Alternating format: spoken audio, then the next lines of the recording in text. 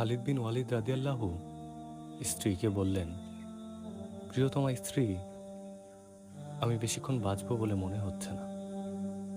তুমি আমার সারাটা শরীর পরীক্ষা করে দেখো, এমন কোনো স্থান কি আমার শরীরে আছে যেখানে শত্রুর তরবারির আঘাত নেই। দীর্ঘক্ষণ পরীক্ষা করে স্ত্রী উত্তর দিলেন, না, আল্লাহর রাস্তায় আপনি এত বেশি যুদ্ধ করেছেন যে আপনার সারাটা শরীরেই শত্রুর আঘাত আছে।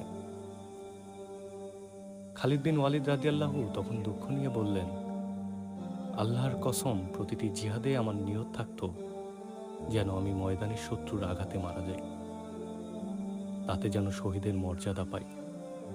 কিন্তু আফসোস, দেখো, আজ যুদ্ধের ময়দানে মৃত্যু না হয়ে আমার মৃত্যু হচ্ছে আমার বিছানায়।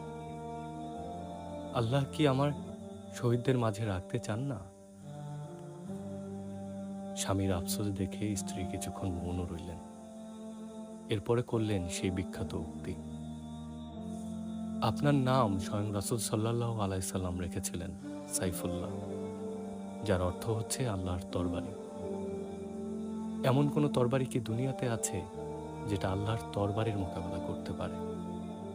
তাই তো ময়দানে আপনার মৃত্যু হয়নি, কারণ আল্লাহ তার তরবারি মাটিতে লুটিয়ে যেতে দেননি। সুবহানাল্লাহ।